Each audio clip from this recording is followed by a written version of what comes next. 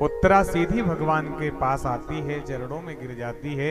इसलिए ना तो दादी सास बड़ी भक्त है, ना ही सास भक्त है। बड़ी भक्त कौन है? उत्तरा है।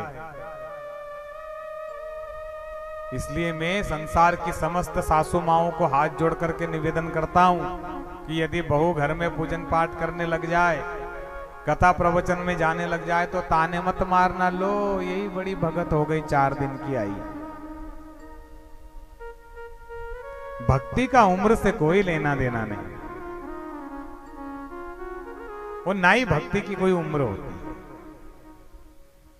भक्ति तो जागृत हो जाए तो बचपन से हो जाती है, और ना हो तो मरते मर जाए, पर नहीं आए तो नहीं आए।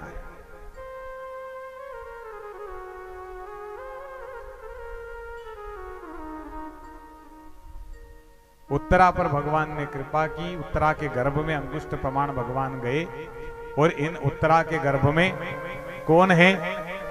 वही परीक्षित जी महाराज हैं, जिनके माध्यम से इस संसार को ये कथा सुनने का फल प्राप्त हुआ। बोलिए परीक्षित जी महाराज की। भगवान जब गए हैं ना गर्भ में उत्तरा के, तो जाते ही परीक्षित जी महाराज ने हाथ जोड़ लिए, और हाथ जोड़ करके कहा, भैया स्वागत है। कहा परीक्षित, अरे ये कौन सा रिश्ता जोड़ रहे हो गर्भ में ही भैया वाला? अरे मैं भगवान हूं। परीक्षित ने कहा, होंगे भगवान होंगे तो अब मेरे तो भाई हो।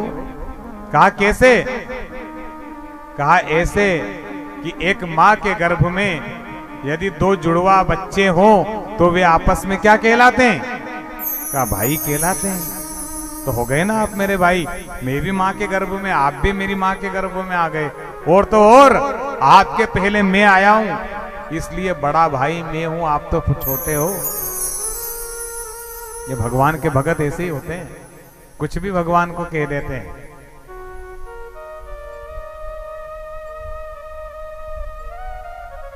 भगवान ने गर्भ की रक्षा की।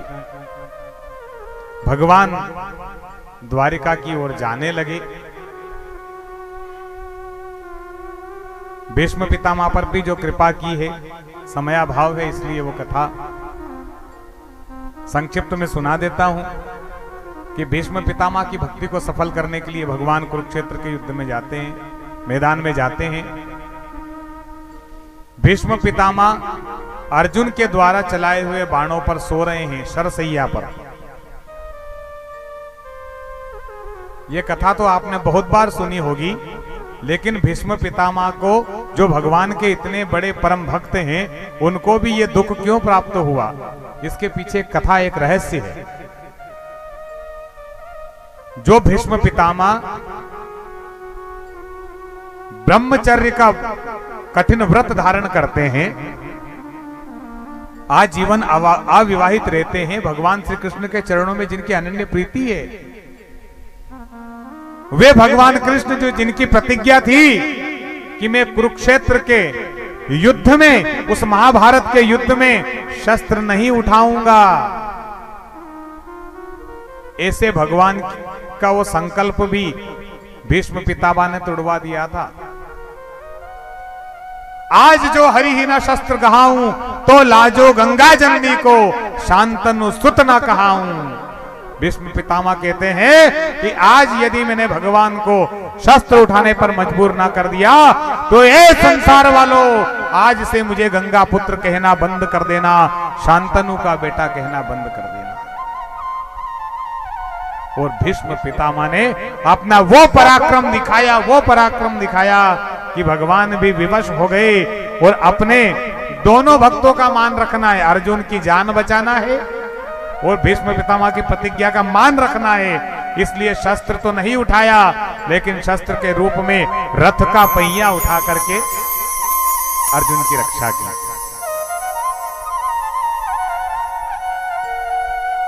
ऐसे भीष्म पितामह इनको बाणों की सैया पर क्यों सोना पड़ा?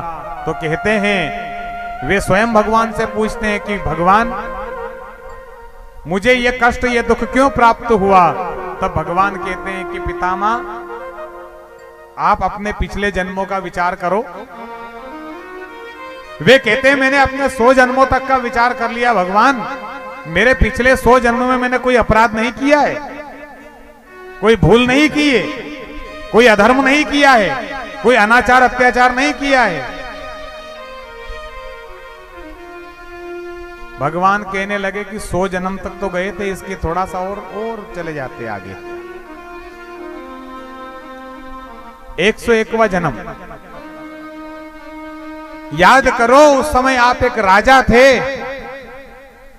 आप वन में जा रहे थे शिकार खेलने के लिए, आपको रास्ते में एक गिरगिट पड़ा मिला जो मरा नहीं था, घायल था।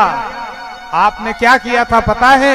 आपने अपने बाण की नोक पर उस गिरगिट को उठाया और उठा करके कांटों की झाड़ियों पर फेंक दिया था। पितामह, कर्म पीछा नहीं छोड़ते, कर्म छुपाए ना छुपे, वो छुपे तो मोटा भाग, दाबी दूबी ना रहे रुई लपेटी आग। आग को यदि आप रुई में लपेट करके रख दो तो क्या आग दिखेगी नहीं? वो धीरे धीरे धीरे धीरे प्रकट हो जाती है।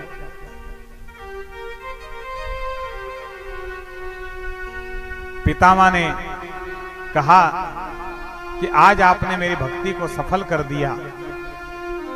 भीष्म पितामह तो हमेशा प्रार्थना करते थे, अपने जीवन में कहते थे, और ये प्रार्थना हम सबकी होना चाहिए